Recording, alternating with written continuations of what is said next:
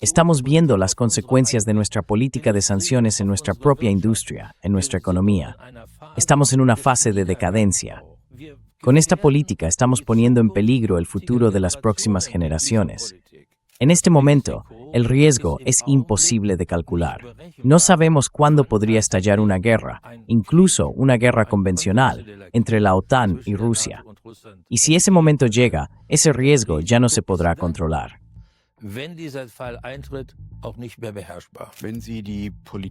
Si uno observa la política de Occidente, con la generación actual de políticos que ha vinculado su destino al apoyo a Ucrania, a la guerra en Ucrania, no hay manera de volver a encontrar un camino hacia la paz.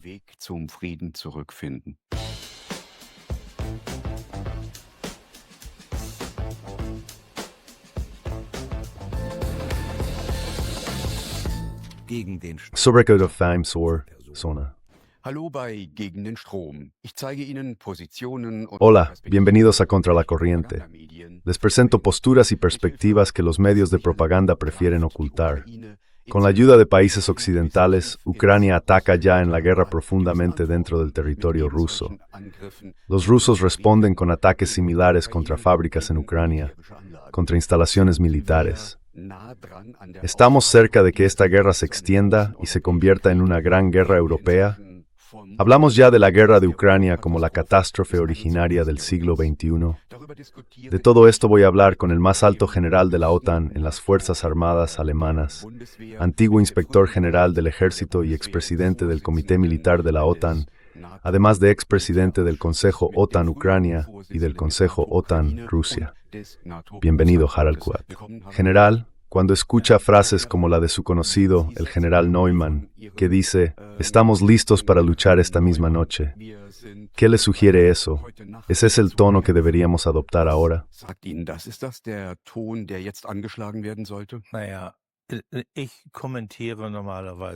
Bueno, normalmente no comento lo que dicen los generales en activo o los políticos de defensa que están en funciones. Solo puedo pronunciarme de forma general.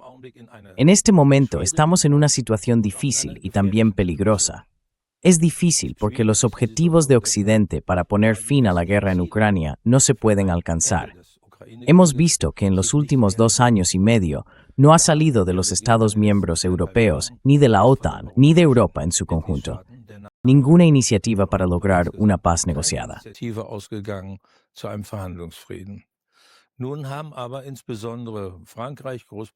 Pero ahora, sobre todo Francia, el Reino Unido y Alemania se han puesto, por así decirlo, a la cabeza de este movimiento.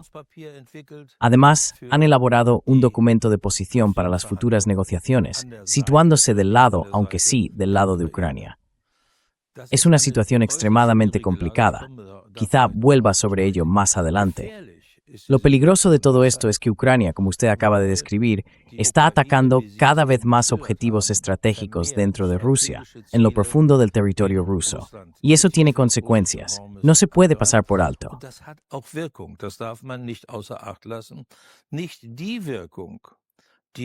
No es el efecto que Ucrania pretende. Es decir, que la iniciativa estratégica pase, por así decirlo, a manos de Ucrania, que la ventaja estratégica cambie a su favor, o como se afirma cada vez más en Occidente, que se produzca un giro en esta guerra en beneficio de Ucrania. No, el efecto es otro. Genera presión interna, presión sobre Putin, para que adopte ahora una estrategia diferente en esta guerra. Esa presión viene del ámbito militar. Ellos dicen, estamos en condiciones de poner fin a esta guerra muy rápidamente por la vía militar. Tenemos los medios para hacerlo, tenemos las capacidades militares necesarias, y la situación en el campo de batalla también nos permite emplear esas capacidades de tal forma que la guerra pueda terminar muy pronto desde el punto de vista militar.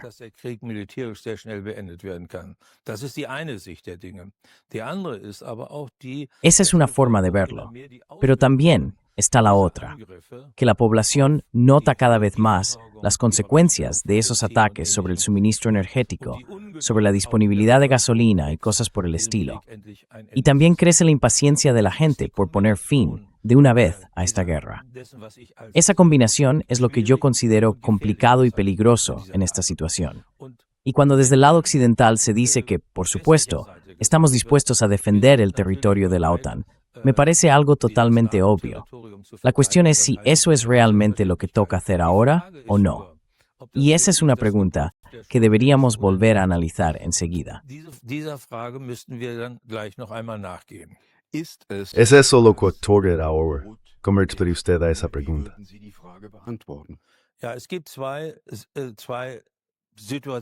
Sí, hay dos situaciones que hay que tener en cuenta en este contexto. La primera es el análisis de amenazas, el análisis europeo de amenazas, que parte de la idea de que Rusia, en el año 2029, esa es la versión oficial, será capaz de atacar a la OTAN, a los países occidentales o a los estados bálticos, a quien sea. En el pasado hemos escuchado otras versiones, que los rusos podrían hacerlo antes, que podrían hacerlo incluso mañana, o que el año pasado supuestamente iba a ser el último verano en paz. Nada de eso ha ocurrido. La pregunta ¿es realmente realista este análisis, al menos hasta cierto punto?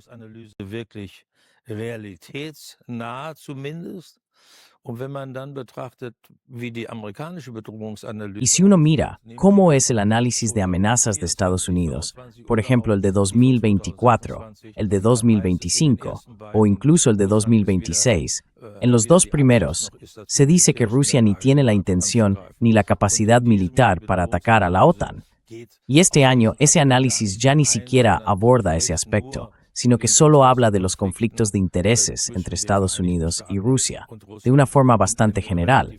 Es decir, este análisis de amenazas, a diferencia de lo que a veces se dice en algunos medios alemanes, no es compartido por Estados Unidos ni tampoco por la OTAN.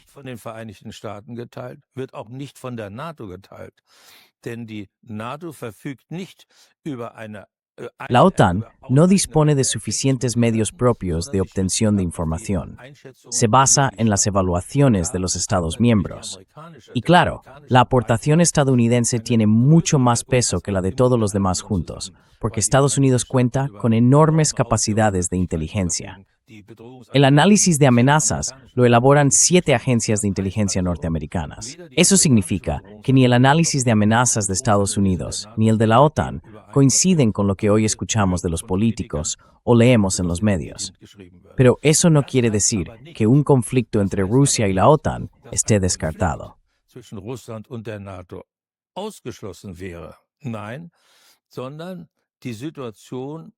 No, lo que pasa es que la situación se está agravando, está escalando, precisamente por lo que usted acaba de describir, por el traslado de los combates desde el campo de batalla hacia la retaguardia estratégica de Rusia.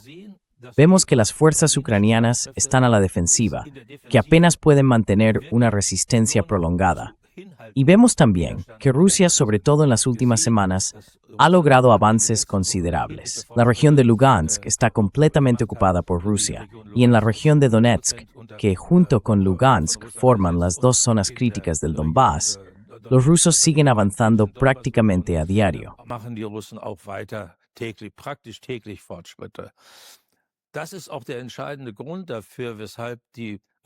Ese es también el motivo decisivo por el que Ucrania está trasladando sus operaciones al interior de Rusia, atacando refinerías y estaciones de carga para cortar el suministro de combustible. Pero con eso no se consigue una decisión en el campo de batalla. En el fondo, es más bien una maniobra lateral, que además cuenta con un fuerte apoyo de los países occidentales. Por un lado, con el suministro de componentes para sistemas de drones de largo alcance, es decir, hardware. Y por otro, con software que permite ataques de gran precisión, como por ejemplo el sistema estadounidense Palantir.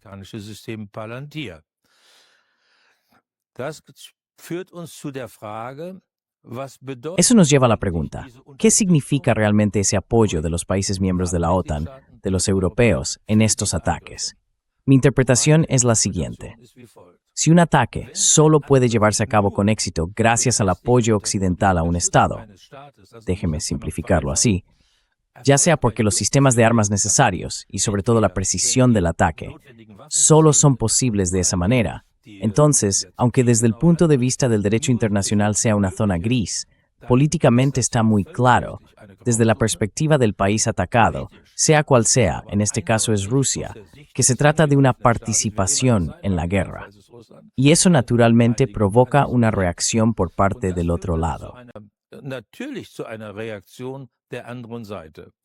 Und diese Reaktion ist auch bereits angekündigt worden von Y esa reacción ya ha sido anunciada por Rusia.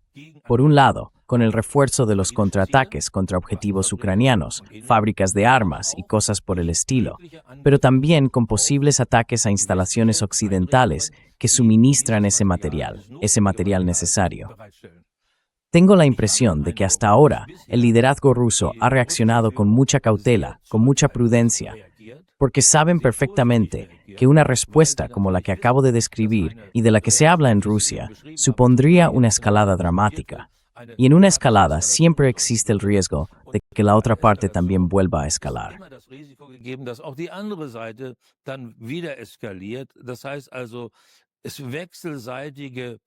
Eso significa que se produce un aumento mutuo del umbral de riesgo, y llega un momento en que esa estrategia de escalada deja de poder controlarse. Además, la estrategia de escalada rusa es diferente de la occidental. La estrategia occidental avanza siempre en pequeños pasos. Se espera la reacción del otro lado, y si llega y es moderada, o si no llega, entonces se da el siguiente paso. En el caso de Rusia, el umbral de tolerancia es mucho más alto. Перецень десе супимброд, Rus Ruspain Motor, excepten in Clanley in a nueva escort. Eine weitere Eskalation in Kauf. Die Frage ist also, wann ist dieser Punkt erreicht? La pregunta, por tanto, es, ¿en qué momento se alcanza ese punto en el que el apoyo occidental a Ucrania, en sus amplios ataques con drones contra objetivos rusos, lleva a que Rusia diga, hasta aquí hemos llegado, esto ya no lo aceptamos, y actúe en consecuencia? Lo que quiero decir en una frase es lo siguiente. Ahora mismo, el riesgo no se puede calcular. No sabemos en qué momento podría llegar a producirse una guerra convencional entre la OTAN y Rusia. Y si ese momento, el riesgo es transversal. Wenn dieser Fall eintritt, auch nicht mehr beherrschbar. Ahora existe un acuerdo entre la República Federal de Alemania y Ucrania para intercambiar información militar. Misiles como el Taurus se fabrican en cooperación con empresas alemanas, por ejemplo, en Múnich. El uso de Starlink, el sistema de satélites de Elon Musk para el ejército ucraniano, está siendo financiado en gran parte por Alemania. Se están proporcionando datos, se están proporcionando misiles. ¿Somos ya parte en la guerra? Naja, das ist, wie ich es eben schon sagte, Bueno, como ya he dicho antes, desde mi punto de vista, en términos de derecho internacional, eso es una zona gris. Si tomamos la definición de agresión de las Naciones Unidas, efectivamente se trata de una zona gris. Pero eso no es lo decisivo. Lo decisivo es la valoración política de ese apoyo. Y solo puedo repetir lo que pienso. Si ese apoyo es necesario para poder llevar a cabo un ataque con éxito, entonces se ha superado el umbral. Es decir, si sin ese apoyo el ataque no podría producirse. Entonces estamos exactamente en la situación que usted acaba de describir. genau die Situation, die Sie eben beschrieben haben. El presidente ruso, Vladimir Putin, ya dijo en septiembre de 2024 que Ucrania no podría llevar a cabo esos ataques de largo alcance en el interior de Rusia sin el permiso y el apoyo de Occidente. Eso significaría, por tanto, que ahora está en manos de Moscú decidir si la guerra se amplía o no. Das ist richtig. Also das ist genau der Punkt, den ich meine. Es ist Exacto. eine politische Ese es justo el punto al que me refiero. En el fondo, se trata de una decisión política, no de una decisión de derecho internacional ni de una decisión jurídica. Pero eso significa que el comportamiento de Occidente no tiene en cuenta esa cuestión. Es decir, la forma en que actúa Occidente implica que aceptamos el riesgo de que haya una entrada en guerra o una reacción por parte de Rusia. Confiamos, por tanto, en que el liderazgo ruso, y en especial el presidente ruso, tenga la sensatez y la racionalidad suficientes como para dar marcha atrás ante esa decisión, al menos por ahora. Jedenfalls noch zurückweicht. Wir wissen ja nicht genau, wann die Toleranzschwelle. No sabemos con exactitud cuándo se superará el umbral de tolerancia de Rusia. Puede que ni siquiera el propio liderazgo ruso sepa todavía cuándo ocurrirá eso, pero en algún momento podría pasar. Y me parece una política casi temeraria confiar en la racionalidad y en el sentido común de Rusia o del presidente ruso, mientras nosotros, sin tener en cuenta nuestros propios intereses de seguridad, ofrecemos este apoyo sin ningún tipo de contención y sin estar dispuestos a reflexionar sobre las consecuencias de nuestras acciones. Über die Konsequenzen unseres Handelns nachzudenken. ¿Significa eso que estamos poniendo el control sobre la dominación de la escalada en mano potencia extranjera?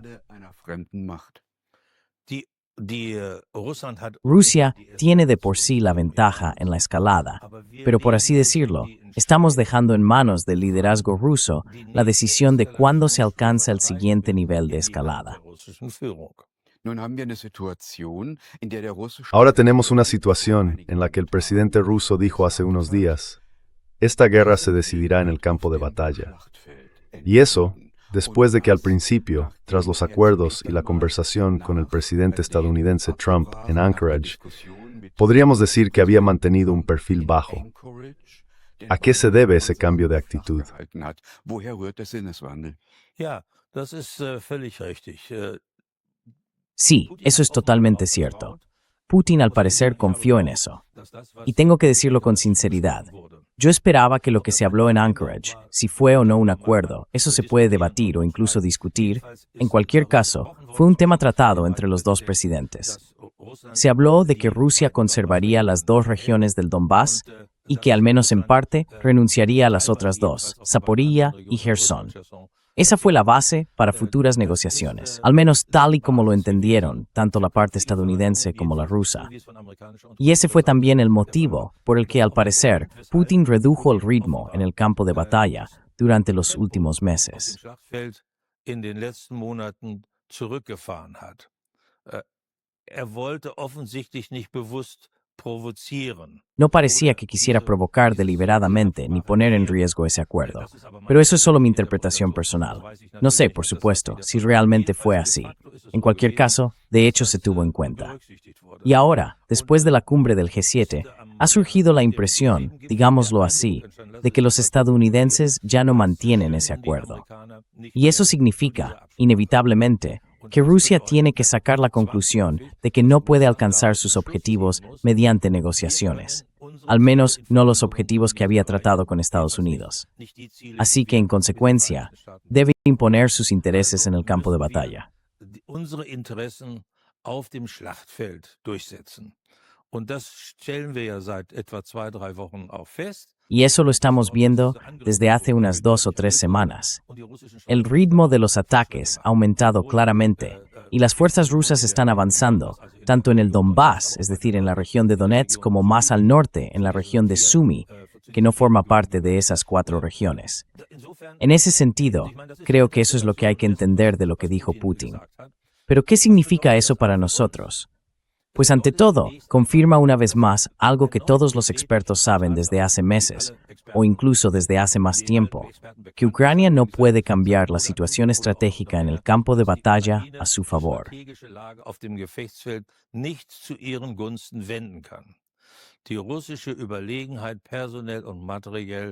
La superioridad rusa, tanto en personal como en material, es sencillamente abrumadora. Y además, como usted acaba de mencionar, Rusia tiene la capacidad de dominar la escalada. Es decir, puede responder a cada movimiento que haga Ucrania, incluso con apoyo de Occidente, con un paso más, con un nivel superior de escalada. Eso significa que nos estamos acercando cada vez más a una situación en la que Ucrania no podrá evitar una derrota en el campo de batalla. Y eso, en términos de movilidad por Ucrania. Más swim, sé que es distinct sword bin theisgrimnumavsize. Wenn es zuvor zu Verhandlungen kommt, zu Verhandlungen über eine friedliche Beilegung. Se trata de negociaciones para una solución pacífica de este conflicto. Está claro, por supuesto, que ambas partes tendrán que renunciar a sus exigencias máximas durante las conversaciones y que habrá que llegar a un compromiso. Pero pedir como se hace, por ejemplo, en el documento de los llamados E3, con esos 5 puntos, que los rusos abandonen sus exigencias máximas antes de empezar a negociar. Eso no es realista. Tampoco Ucrania va a renunciar a sus exigencias máximas antes de las negociaciones. Pero tenemos que alcanzar una situación que al menos ofrezca la posibilidad de que haya margen para negociar sobre esas posiciones, de que puedan surgir opciones de compromiso. Ese es el punto decisivo, y en eso tenemos que contribuir. Das ist der entscheidende Punkt. Und dazu müssen wir beitragen. Bisher vermag ich nicht zu erkennen. Hasta ahora no veo que eso ocurra por parte de Occidente, especialmente de los europeos. En el caso de los estadounidenses sí ha sido así, pero entre los europeos no lo percibo. Si, por ejemplo, en el acuerdo entre Alemania y Ucrania del 14 de abril sobre la asociación estratégica, se dice que Alemania se esforzará por lograr un consenso para la adhesión de Ucrania a la OTAN, eso, desde mi punto de vista, es un punto que bloquea las negociaciones, porque esa exigencia de Rusia de que Ucrania no se convierta en miembro de la OTAN existe desde hace muchos años, y Rusia con toda seguridad no va a renunciar a ella. Y si al mismo tiempo se plantea que tras un acuerdo de paz haya una misión de seguridad en Ucrania con fuerzas militares occidentales, con tropas europeas, eso también es un punto que impide las negociaciones.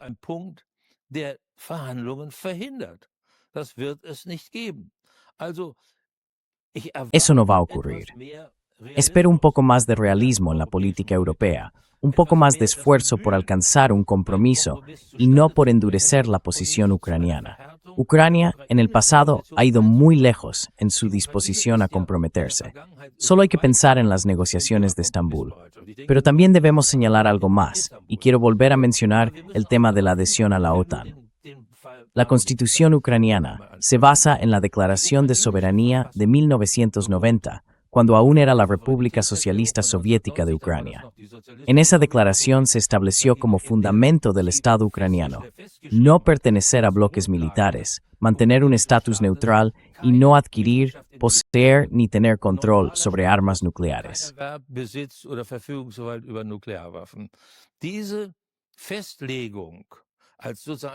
Esa definición como pilares del Estado ucraniano se confirmó un año después en la Declaración de Independencia, que fue respaldada por un referéndum con un amplio apoyo de la población. Y esa declaración quedó incorporada en el preámbulo de la Constitución de Ucrania. En el fondo, fue la declaración constitutiva, la definición de Ucrania como Estado ucraniano. Más tarde, en 2019, Ucrania introdujo una enmienda a la Constitución en la que se estableció como objetivo del Estado la integración en la comunidad euroatlántica, es decir, también en la Alianza del Atlántico Norte.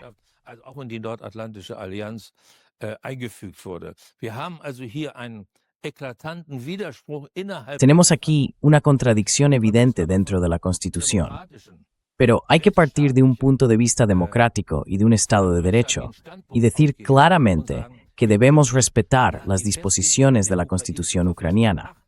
No podemos empujar a Ucrania, por así decirlo, en una dirección que vaya en contra de su propia Constitución. Y eso es justo lo que estoy viendo ahora mismo. Yo espero, sinceramente, que si hablamos de un orden de valores occidental y el respeto a la Constitución forma parte de ese orden de valores, también nosotros actuemos de acuerdo con ello frente a Ucrania. Y lo segundo es que una adhesión de Ucrania a la OTAN es totalmente irrealista, porque ningún país puede simplemente decir, quiero ser miembro de la OTAN y ya está. Cada candidato a la adhesión tiene que ser invitado por consenso por todos los Estados miembros.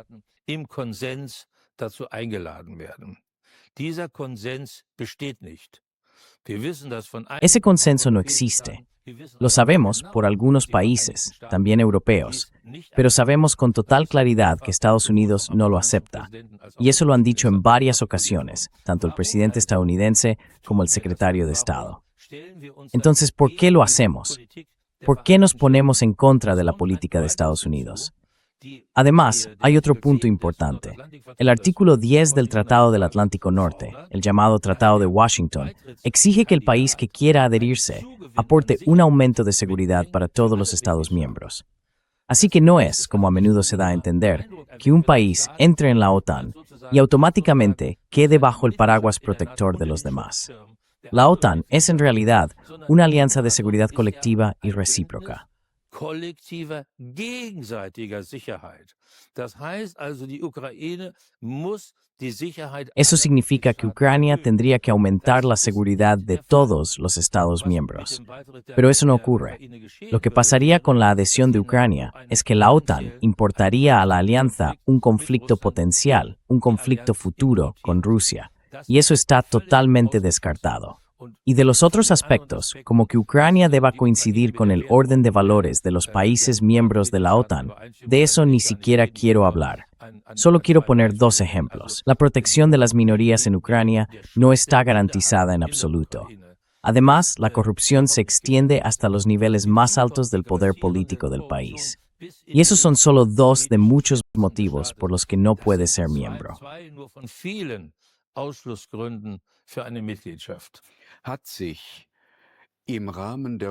¿Ha cambiado algo en los objetivos de guerra de Rusia? Putin justificó la invasión de febrero de 2022 diciendo que había que garantizar el estatus neutral de Ucrania, proteger a la población del Donbass, poner fin al bombardeo de civiles tanto por parte de las milicias como del ejército ucraniano, y que Ucrania debía ser desnazificada. Ahora habla de Novorossiya. Y si uno mira las antiguas regiones de Novorossiya de la época de Catalina, eso incluye también Kharkiv y sobre todo Odessa. ¿Significa eso una ampliación de los objetivos de guerra de Rusia?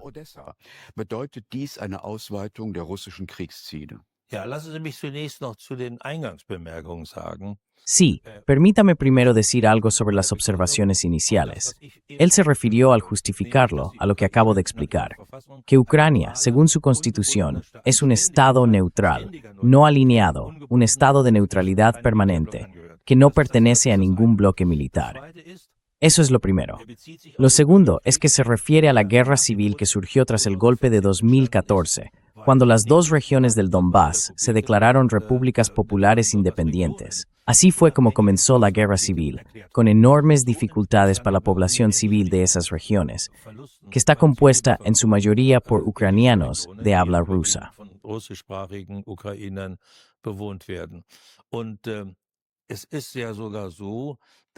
De hecho, Rusia intentó, antes de la guerra, concretamente el 17 de diciembre de 2021, a través de propuestas de tratados dirigidas a Estados Unidos y a la OTAN, lograr una estabilización de la situación. Esos borradores de tratados eran muy exigentes, incluso con demandas máximas bastante fuertes, y fueron presentados de manera muy contundente, pero no se les dio curso. Se perdió esa oportunidad de evitar la guerra mediante negociaciones. Y, desde mi punto de vista, lo diré así. En 1997, con el acta fundacional entre la OTAN y Rusia, creamos un mecanismo que debía permitir, en casos de crisis o conflictos que afectaran a los intereses de seguridad de ambas partes, resolverlos conjuntamente y, de ese modo, evitar una guerra entre la OTAN y Rusia.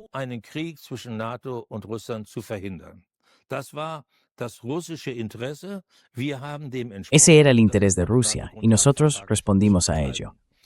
Además, eso está recogido en el Tratado Fundacional de la OTAN.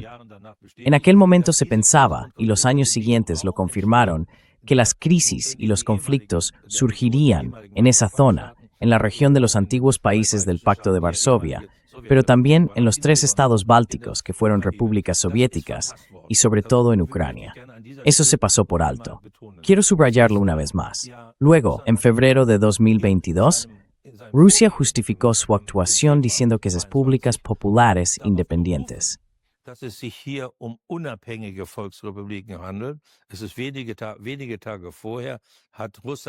Pocos días antes, Rusia reconoció por primera vez en muchos años esas llamadas repúblicas populares como estados independientes.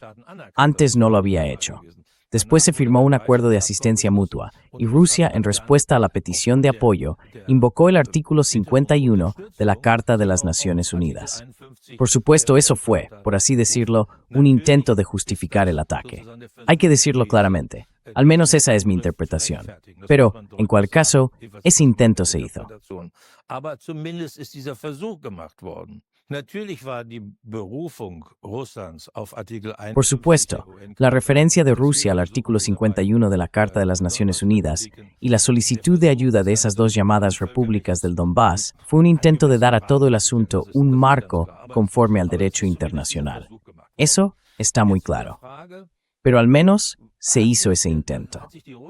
¿Ha cambiado el objetivo de Rusia? En realidad, ya al comienzo de esta guerra se debatía si Rusia tenía también la intención de tomar Odessa y Kharkov, que son dos ciudades típicamente rusas. En el caso de Odessa, eso tiene una importancia especial, sobre todo estratégica, porque si Rusia tomara Odessa, Ucrania perdería su acceso al Mar Negro. Dass die Ukraine weiter Zugang zum Schwarzen Meer hat.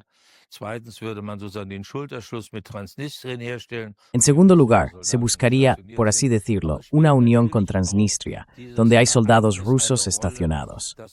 Pero, por supuesto, también influye un hecho que sigue muy presente en la conciencia rusa, que en Odessa, ucranianos de habla rusa fueron acorralados en la casa de los sindicatos. Ese edificio fue incendiado y murieron quemados vivos. Eso, naturalmente, tiene su peso.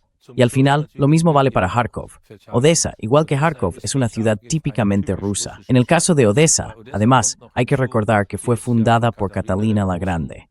Todo eso, en países como Rusia, donde la historia tiene un papel muy importante, siempre cuenta. Und Charkiw spielt natürlich auch eine Rolle strategisch. Y Kharkiv, claro, también juega un papel importante por su posición estratégica. Pero últimamente se suma algo más. Como dije, al principio esa era sin duda una de las opciones. Si sigue siendo así, si realmente se persigue como un objetivo estratégico, no estoy seguro. Da la impresión de que sí, pero al menos según lo que se ve en el campo de batalla, no tengo pruebas claras de ello. Es cierto que en la zona de Zaporizhia también se han intensificado los ataques, y eso se still report by Triwapari Vrifsen Thept Wis at Odessa. Pero chap isim malis befirmalo.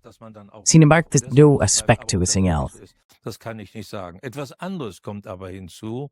Auch das hat Putin vor kurzem erklärt. Putin también lo explicó hace poco. Rusia está intensificando los ataques sobre Sumy. Y según su punto de vista, el motivo es crear una zona de seguridad que impida que Ucrania vuelva a lanzar un ataque contra la región de Kursk. Eso ya ocurrió, no recuerdo exactamente, hace unos 6 o 7 meses, cuando los rusos estaban en esa zona de Kursk. El objetivo, por lo visto, era tomar la central nuclear de Kursk, porque aparte de eso, allí no hay nada que conquistar. Así que también en esa zona, en el área de Sumy, las actividades militares rusas se han intensificado claramente, lo que en el fondo confirma lo que Putin ha dicho. Was im Grunde unterstützt, was Putin gesagt hat. Wir haben ja den Putsch gehabt auf dem Maidan. Tuvimos el golpe en el Maidán, que fue apoyado en parte por Occidente. Luego vino el fracaso de las conversaciones en Estambul tras la influencia occidental de Boris Johnson, del Reino Unido y de Estados Unidos. Y ahora, desde la perspectiva rusa, se habla del fracaso del espíritu de Anchorage. La reacción rusa sería entonces avanzar más hacia Odessa, hacia Kharkov, para aumentar la presión sobre Occidente. Auf Kharkiv, den Westen stärker unter Druck zu bringen. Das ist eine Spekulation. Aber sie ist nicht, Esa es una especulación, pero no es descabellada, eso tengo que decirlo. Yo lo considero perfectamente posible. Es decir, yo también pensaría así, si no me quedara otra opción que imponer mis intereses estratégicos en el campo de batalla. Porque si la opción de negociar para poner fin a la guerra, tal y como yo la había valorado y como me había sido prometida, ya no existe, entonces puedo dar un paso más y perseguir objetivos más amplios, que hasta ahora no encajaban con mi enfoque prudente y reservado. Eso es posible, como Especulación. aber wie gesagt, das ist eine Spekulation. Wäre denn eine Ukraine ohne ¿Sería una Ucrania sin acceso al Mar Negro todavía un estado viable? ¿O significaría eso que acabaría siendo aplastado entre Oriente y Occidente? bedeuten, dass dieses Land zwischen Ost und West zerrieben wird? Naja, das ist ja immer das Problem. Das ist ja immer Bueno, das ese es Problem, siempre el wo problema. gehört die Siempre la Ukraine misma cuestión. ¿A dónde pertenece Ucrania? pertenece a Occidente o al ámbito de influencia ruso. Y siempre me viene a la cabeza lo que escribió Henry Kissinger en un artículo de opinión en 2014. En aquel momento dijo que Ucrania no debía convertirse en un puesto avanzado de Rusia, pero tampoco en uno de Occidente, es decir, de la OTAN. Si quiere prosperar, desarrollarse y vivir en seguridad, tiene que ser un puente entre el este y el oeste. Y eso sigue siendo tan válido hoy como lo era en 2014. Y además coincide con lo que decía antes, con la Constitución Fundacional de Ucrania, su neutralidad permanente. Die ständige Neutralität. Nur die ständige Neutralität und die Blockfreiheit. Solo la neutralidad permanente y la no alineación permiten realmente tender puentes entre Oriente y Occidente. Y eso, además, coincidiría con la estrategia rusa que se sigue desde mediados de los años 90, crear una zona de amortiguamiento entre la OTAN y Rusia, precisamente para evitar una confrontación directa, una guerra, es decir, una especie de cordón sanitario entre Rusia y la OTAN. Pero voy un paso más allá. La guerra en Ucrania, cuando termine algún día, será como un garchinuta. En ese resistente in high structure se quita. Das Ende des Krieges bedeutet, dass der Korken entfernt wird. Und dann entsteht die Möglichkeit, die Option. Y entonces surge la posibilidad, la opción, de crear un orden europeo de paz y seguridad en el que tanto Rusia como Ucrania tengan su lugar. Al fin y al cabo, vivimos en el mismo continente que Rusia, y eso no se puede cambiar. Así que tenemos que intentar encontrar un camino que estabilice la situación internacional en nuestro continente, que nos ofrezca un futuro también a las próximas generaciones, un futuro en paz, con seguridad y con prosperidad. Todo eso, ahora mismo, está en peligro. Vemos los efectos de nuestra propia política de sanciones sobre nuestra industria, sobre nuestra economía. Estamos en realidad en una fase de declive también.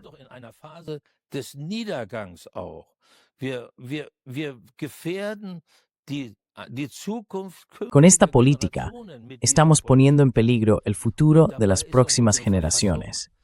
Y sin embargo, nuestra Constitución, la ley fundamental, es en realidad una Constitución de paz.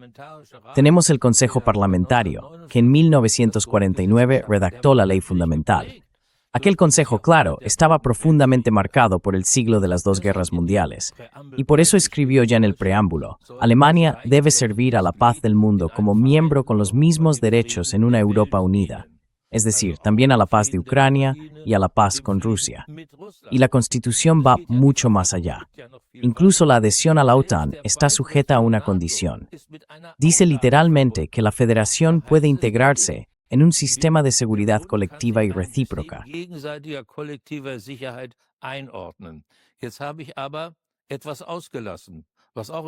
Pero he dejado fuera algo que también está en la Constitución.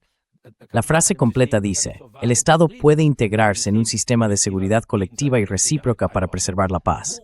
¿Dónde vemos eso hoy? ¿En qué actuamos dentro de la OTAN para mantener la paz?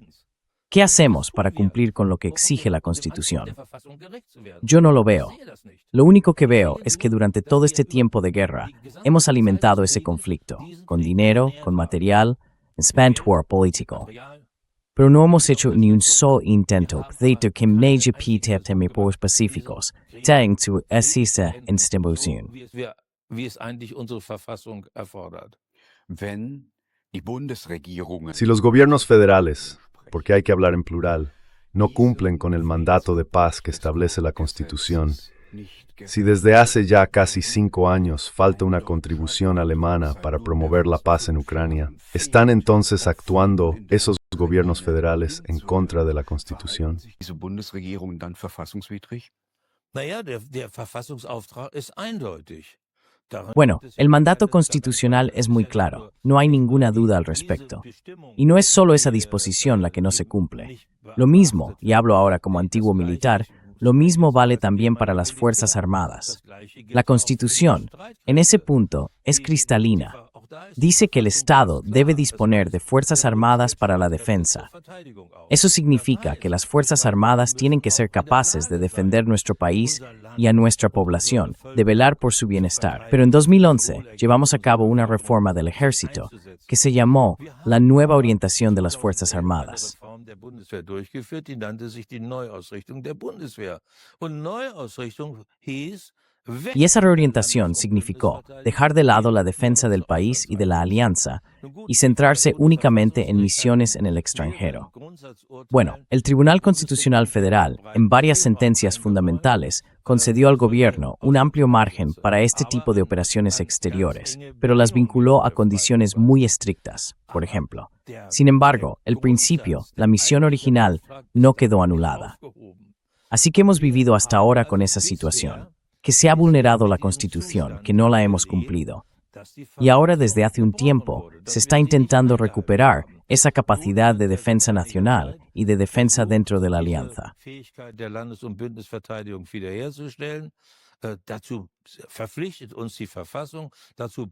Eso nos lo exige la Constitución. Y por cierto, no necesitamos una sensación de amenaza, como se dice una y otra vez. Basta con que cumplamos el mandato constitucional. Ese es el punto decisivo. Tenemos que ser capaces de defender nuestro país. Y ya que tengo la palabra, quiero añadir algo más. No estoy en contra de que hagamos más por las Fuerzas Armadas.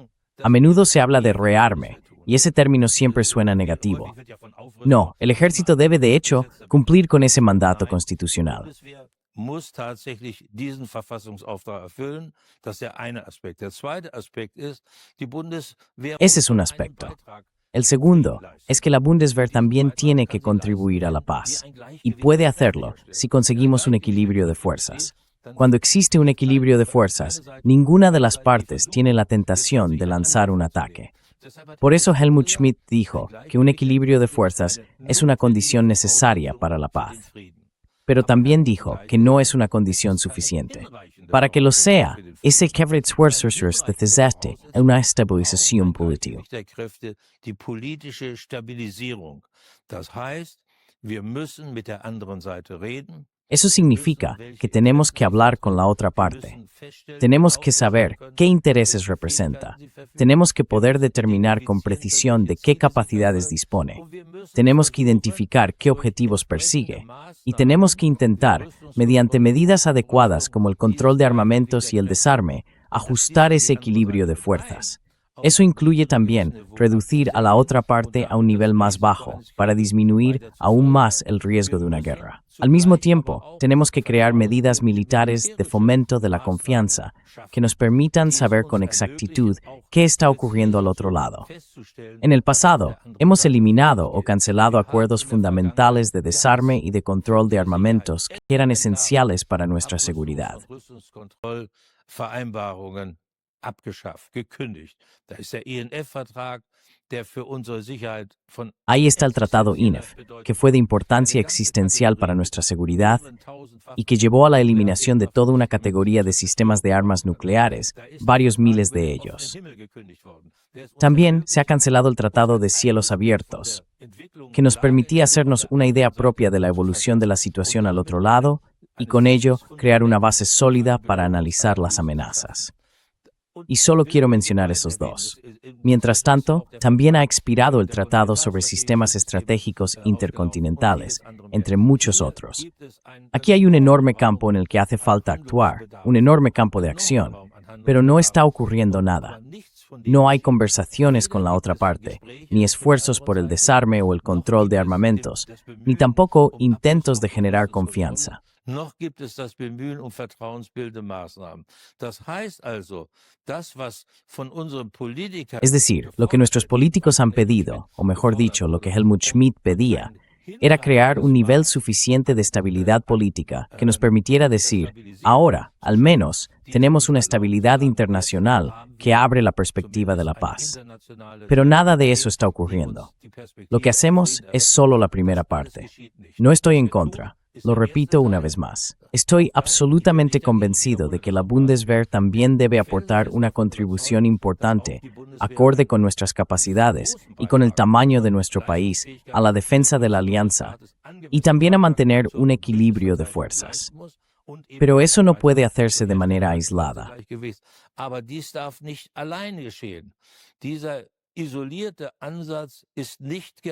Este enfoque aislado no sirve para lograr la paz, sino que conlleva el riesgo de que se inicie una carrera armamentística.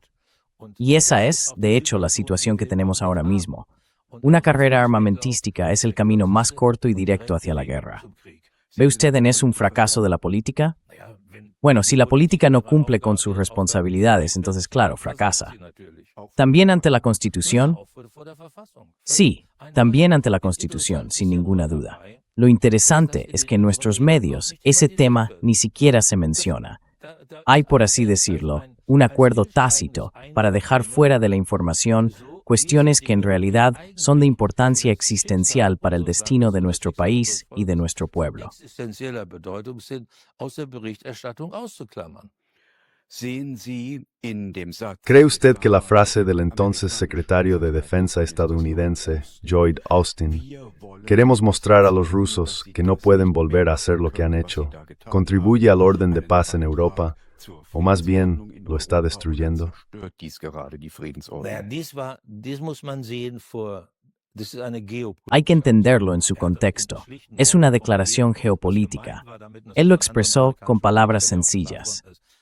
Lo que quería decir, y otros políticos estadounidenses también lo han dicho, era la intención de hacer retroceder a Rusia en los ámbitos político, industrial, económico y también militar.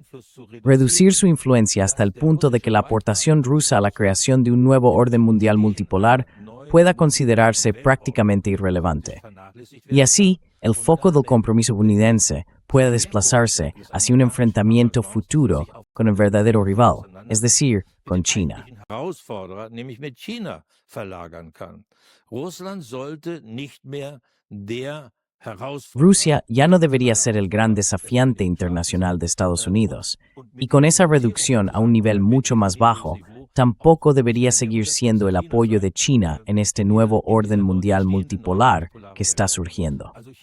China es el único país que realmente tiene la capacidad, y de hecho la tiene, de poner en peligro la influencia de Estados Unidos como potencia mundial dominante, en lo político, en lo económico, en lo tecnológico y cada vez más también en lo militar. Ese es el punto clave. A eso se refería la declaración de Austin. Y vemos que esta evolución avanza con fuerza, que sobre todo los países del llamado Sur Global se están centrando cada vez más en ese núcleo tecnológico, en los países BRICS, ya sea mediante acuerdos de asociación o a través de la adhesión como miembros. Durch Assoziierungsabkommen, durch Mitgliedschaft, ja sogar ein NATO-Mitgliedstaat hat ja Sí, incluso un país miembro de la OTAN ha pedido unirse a esta organización de los BRICS, concretamente Turquía. Hay que pensarlo bien, lo que eso significa. Pero lo vemos en todos los ámbitos. También lo vimos en el conflicto con Irán. Irán es un aliado muy cercano de China y de Rusia. Y eso, además de los retos regionales, juega un papel muy importante en segundo plano. Así que, en realidad, estamos en una situación en la que está surgiendo un nuevo orden mundial. Y la guerra de Ucrania, el surgimiento de ese nuevo orden, pero también la guerra de Irán, han dado a todo este proceso una nueva dinámica, una dinámica enorme. Y eso se refleja claramente en estas palabras. Das kommt auch in diesen Worten zum Ausdruck. Das heißt also, das Eso significa que el sistema de orden mundial que Estados Unidos creó después de 1945, con el dólar como moneda de referencia global, está sometido a una enorme presión. Y son también cambios que en Europa tenemos que tener muy en cuenta para nosotros mismos. Por eso llevo años defendiendo lo que llamo la afirmación de Europa, es decir, la capacidad de afirmarnos políticamente, económicamente, tecnológicamente y, en parte, también militarmente. Digo en parte porque sigo pensando que nuestra seguridad está mejor garantizada dentro de la OTAN, y eso implicaría reforzar el pilar europeo dentro de la alianza, de modo que si alguna vez fuera realmente necesario, no dependamos de Estados Unidos. auf die Vereinigten Staaten angewiesen sind, dass wir in der Lage sind, eben auch durch ein Que seamos capaces de proteger nuestra propia seguridad en Europa, también gracias a un equilibrio militar. Ese es un punto absolutamente decisivo. Pero no debemos romper la conexión con Estados Unidos. De hecho, creo que reforzar el pilar europeo dentro de la OTAN fortalecería también el compromiso de Estados Unidos con sus aliados, con la propia OTAN. Y eso es especialmente importante cuando hablamos de los aspectos de la estrategia nuclear. En ese ámbito, Estados Unidos es indispensable de Forschungsbes. Sind die Vereinigten Staaten für unsere Sicherheit unverzichtbar. Inzwischen tragen die Europäer die Haupt... Ahora son los europeos quienes soportan la mayor parte del peso de la guerra en Ucrania. ¿Ha conseguido el presidente estadounidense Trump convertir la guerra de Ucrania en un asunto europeo, o los europeos actúan por su cuenta?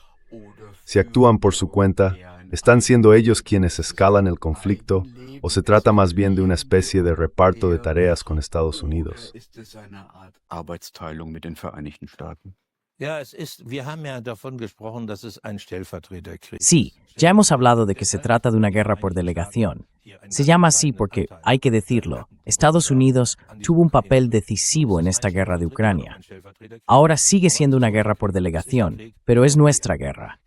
Es la guerra de los europeos. Los estadounidenses siguen aportando, aunque no se note tanto, un apoyo importante a Ucrania. Pero el peso real, el peso financiero y sobre todo el material recae sobre los hombros de los europeos. Y será aún mayor cuando llegue la paz y haya que reconstruir Ucrania. En realidad, todavía no tenemos una idea clara de las cargas que nos esperan y sobre todo de las que recaerán sobre las futuras generaciones europeas y alemanas, como consecuencia de nuestro compromiso. Durch unser Engagement.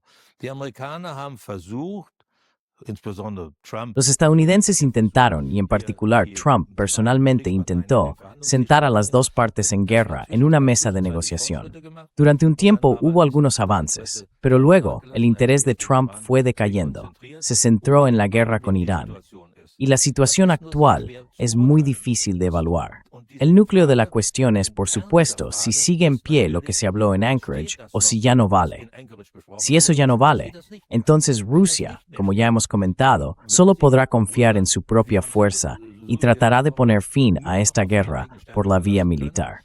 Igual que ocurrió con Irán, que también tuvo que confiar únicamente en su propia fuerza y acabó imponiéndose. verlassen konnte und damit obsiegt hat.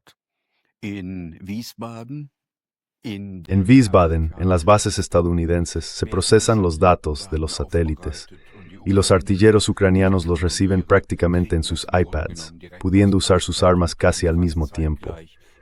Los estadounidenses podrían obligar a Ucrania a sentarse a la mesa de negociación si dejaran de transmitir esos datos satelitales.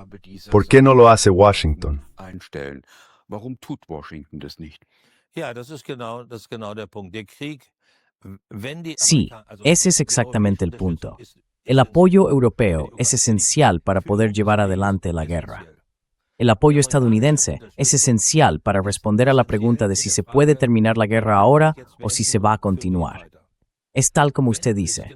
Si los sistemas estadounidenses para Ucrania fallaran, sin hablar siquiera de los empleados de organizaciones estadounidenses que siguen trabajando allí como asesores, pero si ese apoyo, como el sistema Palantir que mencioné antes, o el sistema Starlink de Musk, que es realmente muy importante para Ucrania, si todo eso se cortara de un día para otro, la guerra se acabaría. Hay que decirlo con toda claridad. Das muss man ganz deutlich sagen. Die Amerikaner tun das nicht.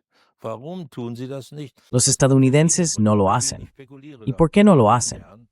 Puede haber varios motivos. No me gusta especular sobre eso. Por un lado, significaría que Ucrania se encontraría en una posición de negociación similar a la de un país que ha sufrido una derrota militar. Y eso es algo que los estadounidenses no quieren.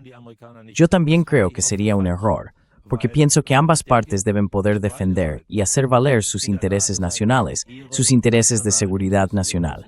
Y eso es posible. De verdad creo que es posible. Quizá lo sepan, yo mismo he hecho propuestas con ese objetivo y que llevaban precisamente a ese resultado. Genau das zum Ziel hatten und auch zu diesem Ergebnis kamen. Das kann einer der Gründe sein. Der andere Grund kann Ese puede ser uno de los motivos. El otro, claro, puede ser que no se quiera poner a Rusia, que es, por así decirlo, la otra cara de la moneda, en una posición de victoria explícita. Porque mire, si esos sistemas se desconectaran, nadie podría prever si Rusia se detendría ahí o si aprovecharía la ocasión para avanzar más. Son reflexiones que hay que hacer con mucho cuidado cuando se plantea una opción así, y además habría que hablarlo antes con ambas partes. Las posibilidades existen, pero hasta donde sabemos no se están utilizando. Genutzt werden sie, so viel wir wissen, nicht. Man kann aus der Kuba-Krise De 1962 la crisis de Cuba del 62 y de cómo se resolvió, se puede aprender que muchas cosas dependen de si dos dirigentes, en lo más alto, logran confiar el uno en el otro. El joven presidente estadounidense John F. Kennedy llegó a confiar en Khrushchev, aquel veterano de Stalingrado, por así decirlo. Y ambos acordaron, básicamente sin firmar un tratado, que los rusos retirarían sus misiles, mientras que los estadounidenses quitarían los suyos de Turquía un poco más tarde. Hace falta ese tipo de confianza al más alto nivel para poder encontrar una solución al conflicto en Ucrania. eine Lösung des Konflikts in der Ukraine zu erreichen. Selbstverständlich. Das ist ein ganz entscheidender Punkt. Por supuesto, ese es un punto absolutamente decisivo. Y uno puede tener la impresión de que a raíz de ese encuentro entre Putin y Trump en Anchorage, en agosto del año pasado, se desarrolló una cierta confianza. Yo tengo esa impresión.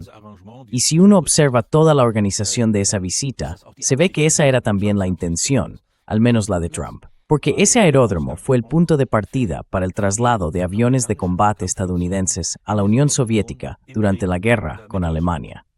Y en esa operación, que duró años, murieron también 8 pilotos rusos, que están enterrados en ese mismo aeródromo. Die auf diesem Flugplatz beigesetzt sind. Und man kann den vielleicht Y se podría decir, aunque quizás sea una interpretación un poco exagerada, que muchos han criticado el hecho de que a Putin se le desplegara allí la alfombra roja, que esa recepción se presentara de forma tan grandilocuente, con aviones de combate estadounidenses sobrevolando la zona y cosas por el estilo. Podría dar la impresión de que Trump quería apelar a la antigua hermandad de armas de la Segunda Guerra Mundial. Si fuera así, eso habría causado, por supuesto, no ardor en Putin. hätte das natürlich bei Putin einen enormen Eindruck hinterlassen. Und wenn man auch die Art des Zusammentreffens Y si uno observa también la forma en que se produjo ese encuentro, incluso los aspectos externos, se puede ver que había un entendimiento bastante amplio entre ellos. Y eso lo demuestra también el hecho de que, al parecer, hubo un acuerdo, lo llamo así, aunque se podrían usar otros términos, entre los dos. Además, Putin confirmó ese acuerdo unos días después. El 18 de agosto, 3 días después de la reunión, tuvo lugar el encuentro de varios jefes de gobierno europeos y Zelensky en la Casa Blanca. und Zelensky im Weißen Haus. Wir erinnern sich, Zelensky ging es dabei darum, von den Recordemos que a Zelensky le interesaba conseguir de los estadounidenses el compromiso de suministrar misiles de crucero Tomahawk de largo alcance. Trump no lo hizo. No es que lo rechazara por principio, simplemente dijo, los necesitamos nosotros, no podemos desprendernos de ellos. Pero también sabemos que, la víspera, hubo una conversación telefónica entre Putin y Trump, en la que Putin volvió a confirmar el acuerdo alcanzado unos días antes en Anchorage. Eso demuestra lo importante que era para él, antes de la visita de los europeos y de Zelensky, subrayar de nuevo la coincidencia, la posición común. Standpunkt zu betonen. Si en Anchorage hubo un acuerdo el pasado agosto, ¿quién lo frustró? Wer hat sie hintertrieben? Naja, ob sie hintertrieben wurde, weiß ich nicht. Bueno, no sé si fue algo hecho con mala intención. Lo que sí hay es una coincidencia temporal entre la cumbre del G7 y el cuestionamiento de ese acuerdo. Y según informaciones de los medios, habría sido el presidente francés quien lo hizo público. Si eso es así o no, no puedo juzgarlo. Puede que se hablara de ello en Evian. También puede ser que Trump, que es conocido por actuar y hacer política de forma bastante errática, simplemente haya cambiado de opinión. Tatsächlich seine Meinung geändert hat. Das hat ja mehrfach in der Vergangenheit gemacht. Aber Eso ya lo ha hecho varias veces en el pasado, pero si es seguro o no, no lo sabemos. El hecho de que el secretario de Estado estadounidense haya subrayado expresamente que no se trataba de un acuerdo, sino de una propuesta aceptada por ambas partes, por Putin también, tiene dos significados. Primero, confirma los hechos, Y segundo, deja claro que los estadounidenses, en cualquier caso, no se sienten obligados por ello, porque de lo contrario, no insistiría en que no fue un acuerdo, sino solo un entendimiento. Bueno, si los estadounidenses no se sienten obligados a cumplirlo, ¿por qué deberían hacerlo los demás implicados en el conflicto? Me refiero a los europeos, a las fuerzas en Kiev o a los rusos.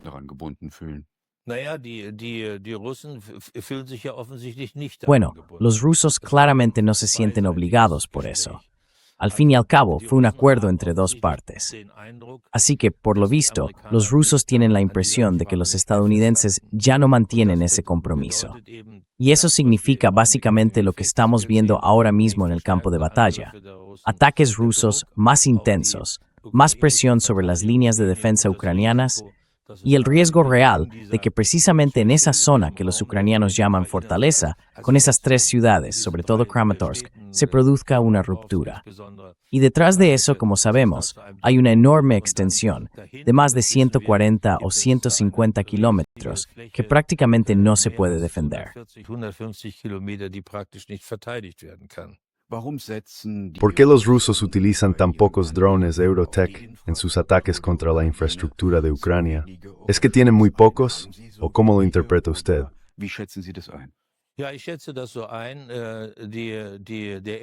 Sí, yo lo veo así. El primer uso que se hizo fue, en el fondo, un ataque de prueba. Con eso se combinaron, por así decirlo, dos cosas. Por un lado, se consiguió el efecto que se quería lograr, y al mismo tiempo se tuvo la oportunidad de medir con precisión, casi milímetro a milímetro, si el sistema funcionaba tal y como estaba previsto. Y no se trata solo de un misil en sí, sino de un misil con 6 cabezas de combate que pueden controlarse de forma independiente. Y claro, ahí es fundamental saber si el control de esas cabezas funciona de tal manera que esos 6 objetivos distintos puedan alcanzarse con un solo disparo y hacerlo con precisión.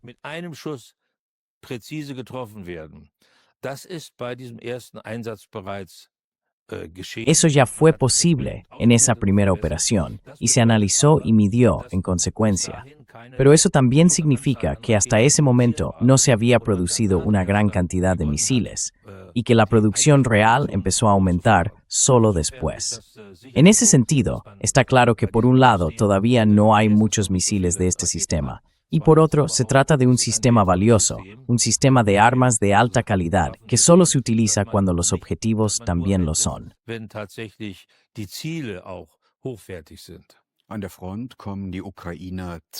el frente, los ucranianos están cada vez más bajo presión. El avance ruso continúa, lento pero constante. Muchas fuerzas ucranianas están siendo diezmadas.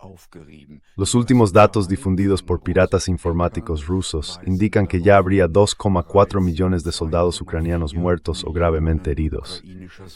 ¿Le parecen esas cifras realistas?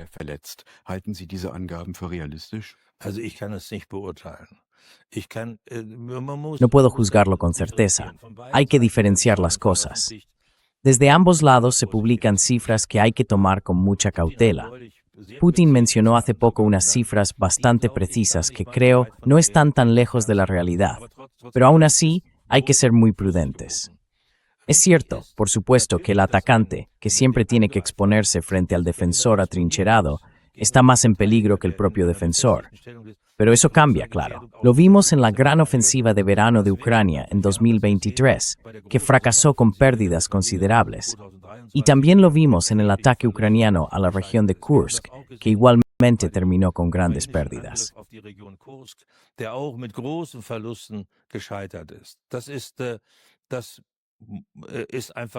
Eso es simplemente un hecho. Pero decir con precisión cuántos caídos y cuántos gravemente heridos tiene un bando o el otro es muy difícil. Hay demasiados ataques, demasiada desinformación. Hace poco, por ejemplo, se publicó un estudio de un instituto estadounidense que daba cifras extremadamente altas de pérdidas rusas y en cambio cifras poco realistas de pérdidas ucranianas. Por eso yo lo tomo con la máxima cautela. Pero quiero aclararlo para nuestros espectadores. Cuando hablamos de pérdidas, nos referimos a soldados que han muerto o que han resultado tan gravemente heridos que ya no pueden volver a ser desplegados, ni siquiera después de recuperarse. eingesetzt werden können, auch nach der Genesung nicht mehr eingesetzt werden können. Die beiden Zahlen ergeben zusammen die sogenannten. Las dos cifras juntas dan lo que se llama las pérdidas.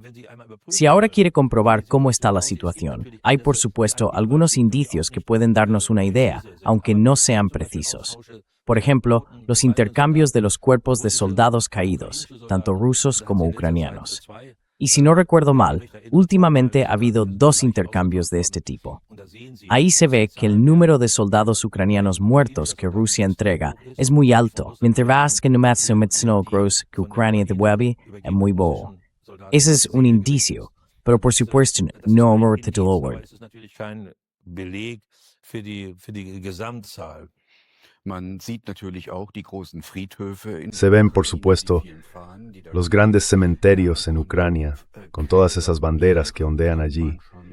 Sí, en realidad se podría decir que son auténticos mares de tumbas. Y me llegan informaciones desde Kiev que indican que Zelensky está cada vez más bajo presión.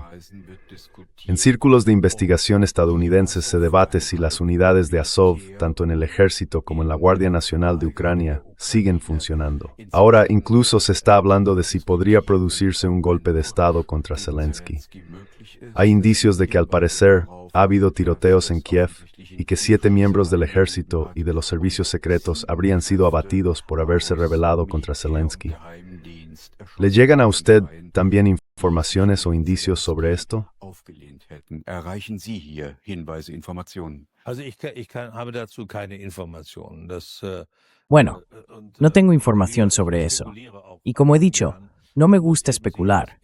Hay que tener en cuenta que en esta guerra, ambos bandos utilizan desinformación de forma deliberada. Lo que sí es cierto es que Ucrania tiene serios problemas de personal, y esa es una de las dificultades con las que se enfrenta en esta guerra. Se puede ver, por ejemplo, en que hay reclutadores en las calles ucranianas que detienen a hombres jóvenes, y no solo jóvenes, también mayores. Los entrenan durante unos pocos días y los envían al frente sin que Rembrandt para luchar como formados. Die ausgebildete Soldaten zu kämpfen. Hinzu kommt, dass auch das Potenzial. Además, el número de soldados que realmente podrían ser reclutados en Ucrania es mucho menor que en Rusia. Así que estamos ante una evolución muy preocupante, que sobre todo tiene como consecuencia que el frente, la línea de defensa, ya no pueda mantenerse cerrada. Eso obliga a formar unidades de intervención que se despliegan en los puntos donde se concentran los ataques rusos y que se mueven constantemente de un lado a otro, mientras que el frente en sí está relativamente poco cubierto. Ahora mismo, Ucrania todavía tiene la ventaja de poder operar en zonas fortificadas en la región de Sloviansk y Kramatorsk. Eso, por supuesto, refuerza su capacidad defensiva, pero tampoco va a durar para siempre. Aber das ist auch nicht von Dauer. Das muss man ganz klar sagen. Eso hay que decirlo con toda claridad. Yo he sido detenido varias veces por las fuerzas rusas en Ucrania durante esta guerra. Y en una ocasión estuve encarcelado junto a soldados ucranianos que habían desertado y huido al lado ruso. Usted mismo ha mencionado la movilización forzosa y el reclutamiento obligatorio. Se puede decir que el apoyo del actual gobierno ucraniano entre su propia población está disminuyendo porque la gente anhela la paz. Das ist schon lange der Fall. Schauen Sie, Eso lleva ocurriendo desde hace mucho tiempo. Mire, es una evolución completamente normal. Cuando el hijo, el yerno o el marido no vuelven de la guerra o regresan mutilados, un país no puede soportar eso indefinidamente. Es decir, desde hace tiempo vemos una gran distancia entre el gobierno establecido y la población. Además, la larga duración de la guerra hace que no se celebren elecciones, de modo que el presidente Zelensky sigue en el cargo mucho más allá del periodo que le fue otorgado por las urnas, y cada vez se cuestiona más su legitimidad. Siempre se dice, sobre todo en nuestros medios, que el apoyo a Putin entre la población rusa está disminuyendo. Y claro que hay críticas, ya lo hemos comentado, pero esa evolución es mucho más marcada en Ucrania que en Rusia. In der Ukraine wesentlich stärker ausgeprägt als in Russland. In Russland hat En Rusia, Putin sigue teniendo índices de aprobación de más del 70% según institutos independientes. De algo así, un canciller federal como Friedrich Merz solo podría soñar. Friedrich Merz nur träumen. Davon können No, viele muchos políticos occidentales solo piensan en war. Der Westen heizt den Occidente sigue alimentando la guerra en Ucrania. La Unión Europea ha invertido ya 360.000 millones de euros en este conflicto. in diesen Krieg ¿Se pretende continuar la guerra hasta el último ucraniano? bis zum letzten Ukrainer. Naja, ob geführt werden soll, Bueno, que deba ser dirigido, eso lo dudo. Pero el desarrollo va claramente en esa dirección. El problema es que este aspecto no se tiene en cuenta en el apoyo occidental. En cambio, se confía en lo que dice el gobierno ucraniano. Se mantiene la esperanza de que realmente haya habido un cambio. Y se comparte la idea, como también expresan políticos alemanes, de que Rusia no puede ganar esta guerra militarmente. Una afirmación completamente absurda, hay que decirlo. Feststellung, muss man sagen. Alles das spielt natürlich dabei eine Rolle. Letztlich Todo eso, geht es claro, meiner influye. Auffassung auch darum, En el fondo, en mi opinión, se trata también de que con ese seguir como siempre, se intenta justificar lo que se ha hecho hasta ahora. De que no se quiere reconocer que esta forma de apoyo, y no me refiero a cuestionar la ayuda a un país que ha sido atacado, sino a esta manera de apoyar, sin intentar poner fin a la guerra, que eso sencillamente ha fracasado. Por eso se sigue adelante como si nada, para evitar ese reconocimiento que a todas luces sería necesario. notwendige Eingeständnis vermeiden will. Der slowakische Premierminister Robert El primer ministro eslovaco Robert Fico dijo hace poco que de hecho la OTAN ya está en guerra con Rusia.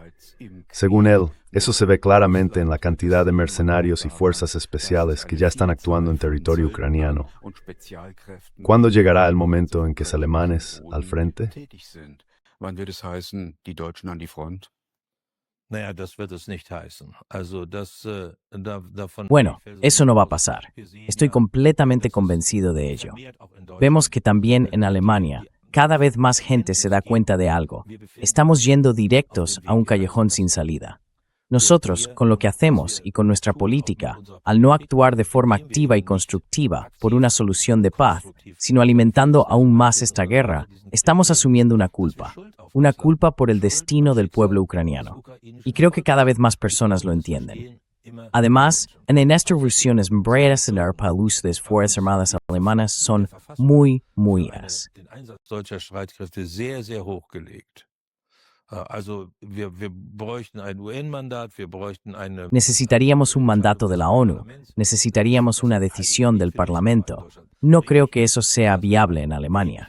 Es cierto que hay un contingente considerable de mercenarios extranjeros en Ucrania. Se habla de unos 50.000 o más.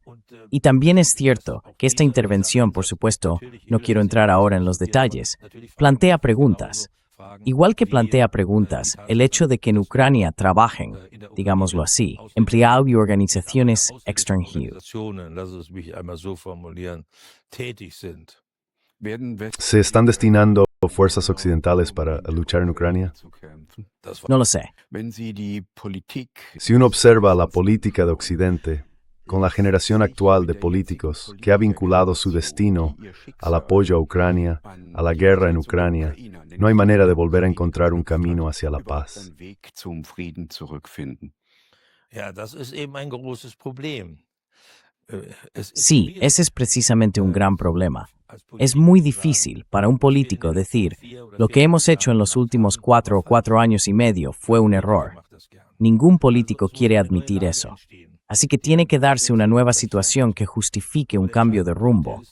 Pero lo importante es que esa nueva situación no surge por sí sola. Hay que provocarla y tenemos que contribuir activamente a que ocurra. Esa contribución activa no puede limitarse a esos 5 puntos que los llamados E3 aprobaron hace un tiempo. Tiene que ser un intento real de lograr una solución de compromiso, de crear las condiciones para una solución que tenga en cuenta los intereses de ambas partes. Ucrania no puede perder esta guerra militarmente. Si eso ocurriera, si sufriera una derrota militar grave, el propio Estado ucraniano estaría en peligro. Y eso no puede ser algo que nos convenga. ¿Cómo podría ser, en su opinión, una solución de paz? Se lo pregunto porque usted ya ha hecho algunas propuestas. ¿Se podría retomar a partir de ellas?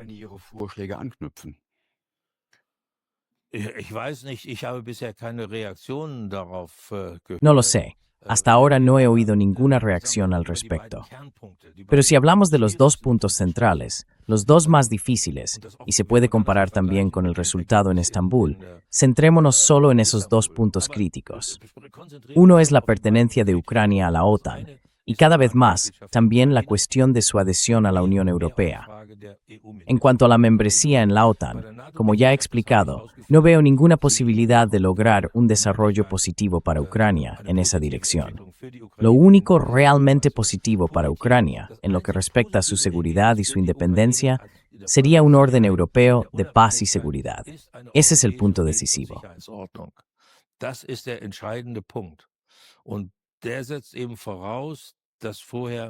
Y eso, claro, supone que antes tiene que haber un tratado de paz, una solución pacífica de este conflicto. Ese sería el primer punto. El segundo es la cuestión territorial. Y ahí, sobre todo, se trata de las dos repúblicas populares de Lugansk y Donetsk. Rusia las ha reconocido como estados independientes. Yo he propuesto que ambas partes sean capaces de llegar a un compromiso en este asunto. Es decir, que Rusia confirme la independencia de esos dos estados, que ya declaró en febrero de 2022. Eso significaría que no pasarían a formar parte de la Federación Rusa. Pero también incluye que Ucrania recorra la independencia de esas dos regiones.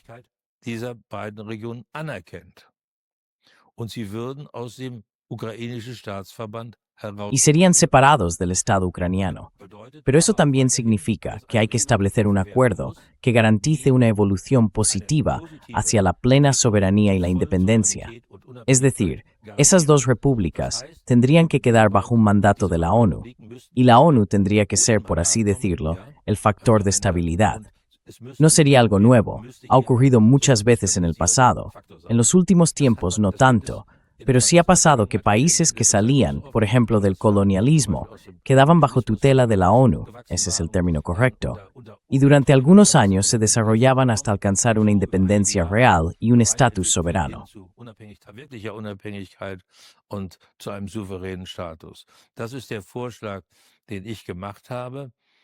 Esa es la propuesta que yo he planteado, y que exige compromisos por ambas partes. Pero además tendría la ventaja de que con esos dos estados existiría una especie de zona de amortiguamiento entre Rusia y Ucrania. Si a eso se suma que Ucrania decide realmente mantener una neutralidad permanente y su independencia respecto a las alianzas, y lo confirma de forma clara, entonces tendríamos en esencia un orden de seguridad regional relativamente estable. Ahora bien, quedan las otras dos regiones, Zaporizhia y Gerson. Según la información que tengo, Rusia se ha mostrado dispuesta a devolver partes importantes de esas zonas a Ucrania, que en este momento están ocupadas por las fuerzas ucranianas.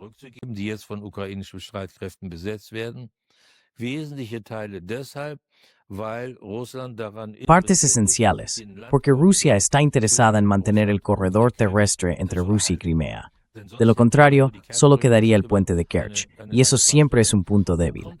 Pero ahora hay algo más, y ese era el planteamiento original que hicimos en enero. En el 23 ya habíamos hecho otro, pero quedó superado por los acontecimientos.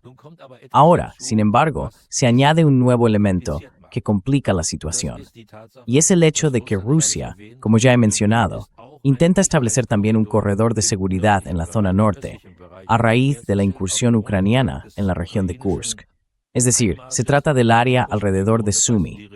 Rusia no va a renunciar a eso, y eso, por supuesto, complica toda la situación.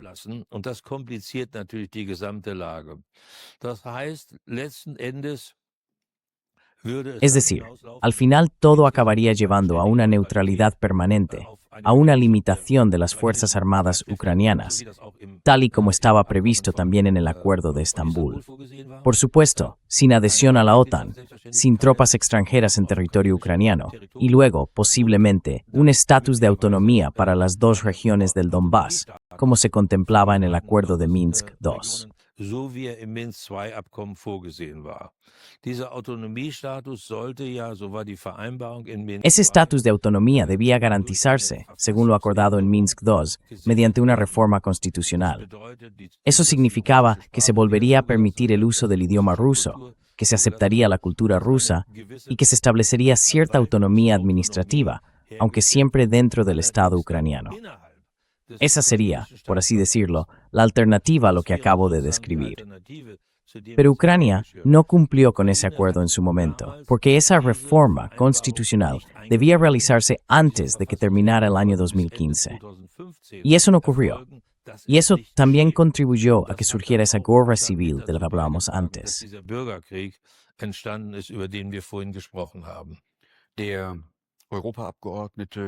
El eurodiputado Michael von der Schulenburg ha puesto en marcha una nueva iniciativa.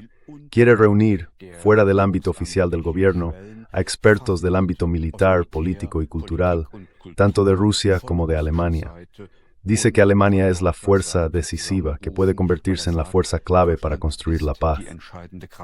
¿Usted participaría?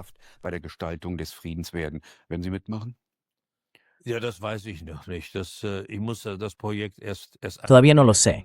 Primero tengo que conocer mejor el proyecto, y eso aún no ha ocurrido. Quiero hacer dos comentarios al respecto. Por un lado tenemos por nuestra historia, por la Primera y sobre todo por la Segunda Guerra Mundial, con el ataque a la Unión Soviética, una responsabilidad especial. También hacia Rusia, también hacia el país agredido, Rusia, en el contexto de Ucrania. Y lo segundo es que Rusia es nuestro vecino en el continente europeo, y lo seguirá siempre.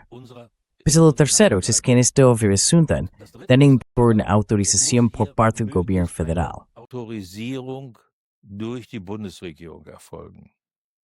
Ich würde sehr dafür plädieren, wenn die Bundesregierung nicht schon. Yo abogaría firmemente porque si el gobierno federal no está dispuesto a actuar por sí mismo, es decir, si ha suspendido de hecho su política exterior y de seguridad, precisamente en un momento en el que es fundamental llevar a cabo una política activa en ese ámbito, entonces al menos debería estar dispuesto a apoyar esta iniciativa. No se trata de que se comprometa a aceptar automáticamente los resultados, sino simplemente de que diga, en principio, estamos de acuerdo en que se lleve a cabo este proyecto, creemos que es importante. Analizaremos con atención los resultados, pero por ahora no podemos decir más. Quizá añadiría una observación. Si nosotros mismos estamos haciendo esfuerzos propios, esto no debería interferir con ellos. De acuerdo, pero eso para mí es algo evidente. Eso es en realidad lo que esperaría de un gobierno federal con visión de futuro. Es el de actuar políticamente y de hacerlo con responsabilidad.